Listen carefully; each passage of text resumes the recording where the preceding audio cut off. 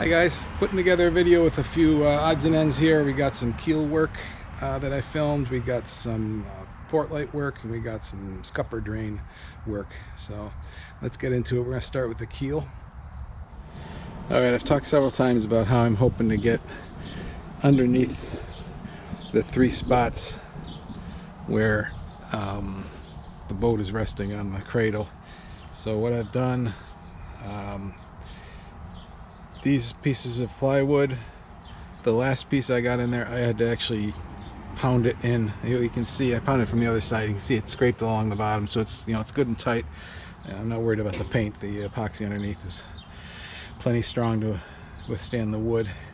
So the weight from that area is going to go there, and I've inserted these guys. Those are pretty tight. I can't do any more.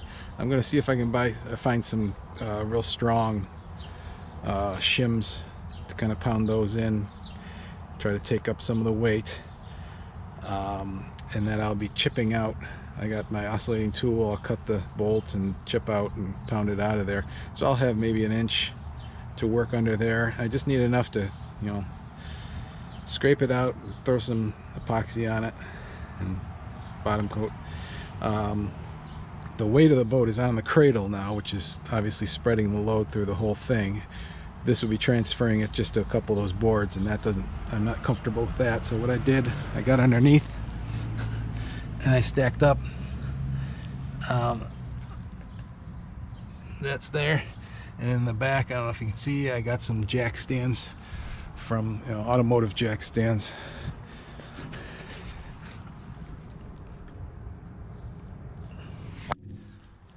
So hopefully that'll take the load.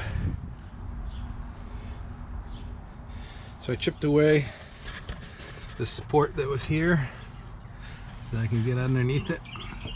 I think what I'm going to do, though, I'm going to leave the other two. I'll do these one at a time so that there's still a good amount of weight on the frame and not just on the floor of the trailer. So got this one guy out. As I expected, I originally had a 2x stock right there that obviously when the boat was put down on it, it squished it down some, the way the boat compressed it. So there's no way I'm going to get another 2x stock in there. So I'm probably going to end up with a I'll coat one, a good piece of marine 3/4 inch plywood in epoxy and use that to replace. Okay, so I'm still working on this. Got a couple layers of thickened or unthickened epoxy up underneath. Had trouble using a bristle brush, so I went out and I bought a pack of cheap toothbrushes. Use one at a time. Not using them anywhere near long enough for them to degrade. Just a quick get it in there, and then we'll let that cure. Probably do another 1 or 2 coats, and then put a coat of the bottom paint on, slap the support in, and move down the line. Alright, on the other side here the lighting's better. It's earlier in the day than normal. So I did not get to paint the bottom coat paint here. I had put a portion of it into a plastic cup with a lid on it, and all the solvent evaporated out of it. It was just a solid hunk. So I'm just going to put that on when I in the slings just before it goes in the water, just like it's normally done. But the epoxy is on there, so that's all set to go. I put this piece in. This is all epoxy coated, so it won't, hopefully it won't degrade in the meantime. Now this is the setup I have. I put these guys down, forced them in, and then I got these, I made these hardwood shims.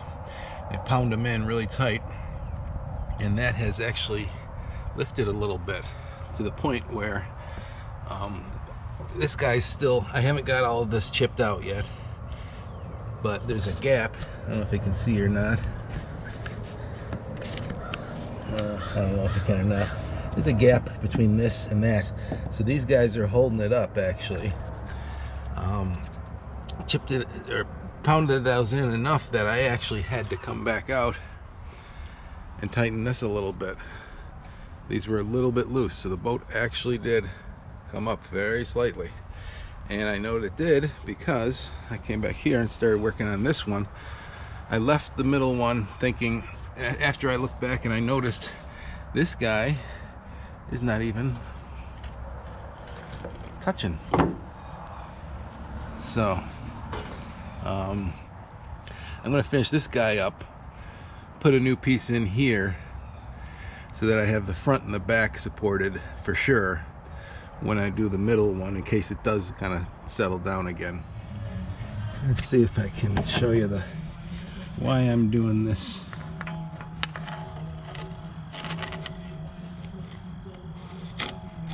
There. You can see it or not, but at that joint between the two halves there's a crack. It's not a crack, it's not like the joint is separating, it's the material inside is drying up. So that's why I'm doing all this effort to get underneath the spots that are on the cradle, because you know, once we lift it in the harness to put in the water, I may not have enough time to really seal those properly. So here we go. This is the middle one. I got the back one and the front one. All right, so that's it for the keel work. Just wanted to make note. I wasn't sure if it was clear when I was talking about this, but this section here is the only place I was not able to wrap with fiberglass. All of this is wrapped with fiberglass. So I just wanted to get this up, clean out that crack, fill it with thickened epoxy, and then coat everything with epoxy and get that finished off. So that's that for the keel. Next up, I'm going to talk about the scuppers. Let me go up top. All right, the next one on our to-do list here is the scuppers. I did some filming of a little bit of that work. We'll get started on that. And the scuppers, what the scuppers are, drains on the top side, right here, take all the water and go out. So I made some changes to that. Let's watch. Some more work that I did was install the scupper drain for the top sides. So all along, from anything that hits the front deck all the way back here, because this is a raised lip, comes down here, has to go out there. Anything that doesn't just wash over comes down and goes through here. Now originally this would drain down into the boat, across, and hit that drain underneath. It teed into that drain. I did not care for all that extra internal plumbing. You know, just more leaks. You saw what I have down there. It's just a straight shot, and there's, you know, limited failure points. Now imagine a T going into that, and then if I wanted to cross them, then, you know, where do I do that? So it just would become a complete mess. All right, pardon the fan noise. It's another hot day. Doing the same thing I did. So I've got both corners in the cockpit done, and then I'm doing the same thing up here. And the nice thing about the way I did this with this hole saw, in this case I used this size, needed a 2 1/4 to fit this shoulder. So this is what's going in here.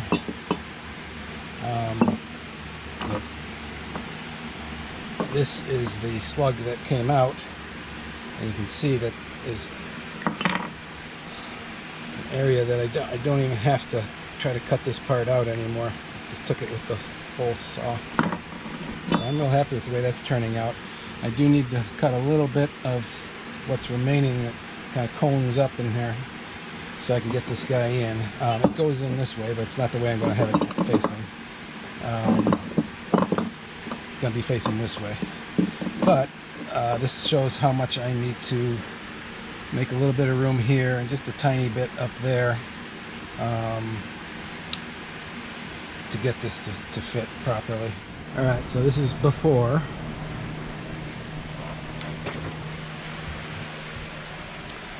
This is after.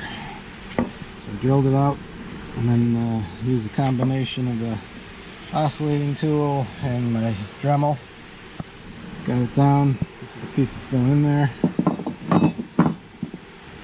Got it so it's nice and flush. Lots of meat still to tie these into. And then what I'm gonna do, I have right here. I got this piece right here. gonna go on the outside of the boat, right down here somewhere. Gotta try to avoid that thing. Pop it out right there.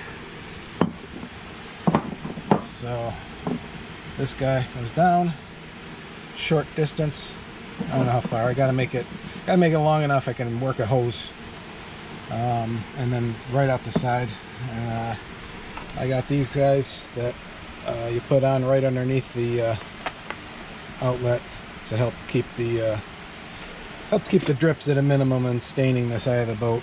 So I think this is going to be, I like this much better than trying to tie in underneath. This is here and out, and I beefed it up. It's I think it's 1.5 inches, might be 1.25 inches hose. Complete mess. So what I've done here is put it out the side.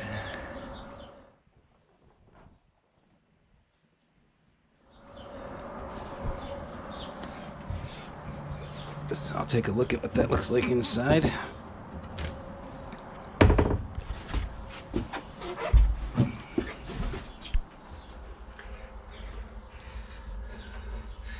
So that's what it looks like there. This comes right down, short shot, and right out the side.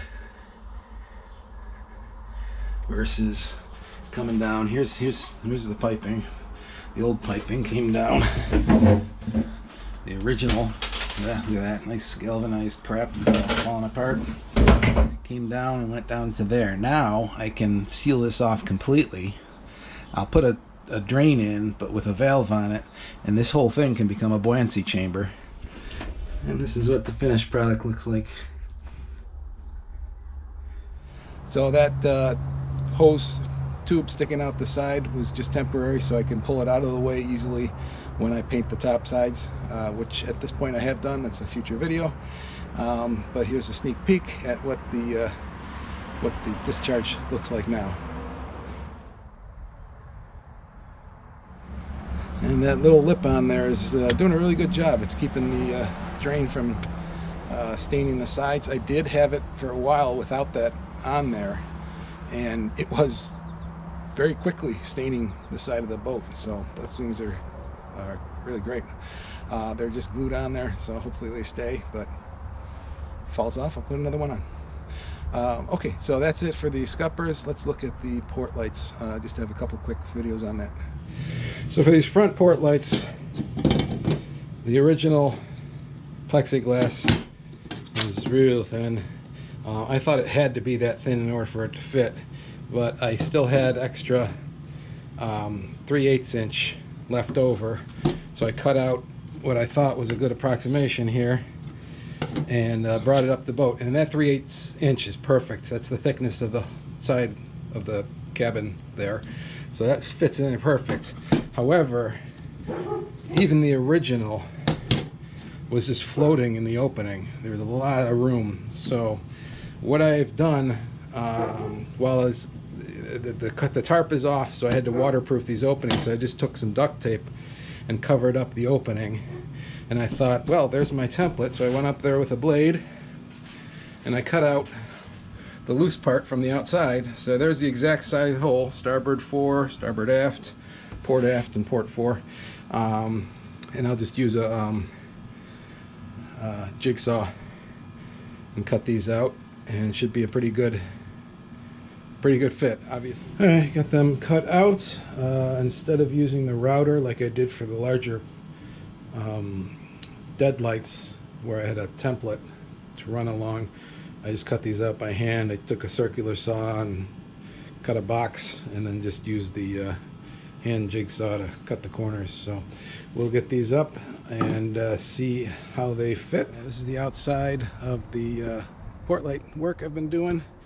I had covered it up with tape like this. This is how I got the template, and this is how far I've come. I got one of them in, and it's only just pressure fit in. Let's go inside and look. Okay, we're inside. This is just pressure fit. I got one bolt, or one nut on a bolt holding it in. Yeah, well, there's a view of how it fits in there. Not great. The reason I haven't finished these yet is because I'm still hoping for opening port lights here and the two up there and on the other side in the head. Last year I was at Annapolis Boat Show, went to Bacon Sales, and they got lots of odds and end parts. They only had 3 that would have worked for me. I need a 4th matching, so I didn't get them. But you know, I'm figuring someday I'll be able to find something for $100 each. It'd be nice to find one now and do it before I install these. But if I can't find one, I'm just putting these in and dealing with it. That's it for this miscellaneous video. Covered the keel, covered the scuppers, and covered those port lights. So I will hopefully start catching up to real time. I got 2 more videos after this one to get out, and then we'll be live. So thanks. We'll see you. Subscribe. Blue button up here. Thanks. Bye.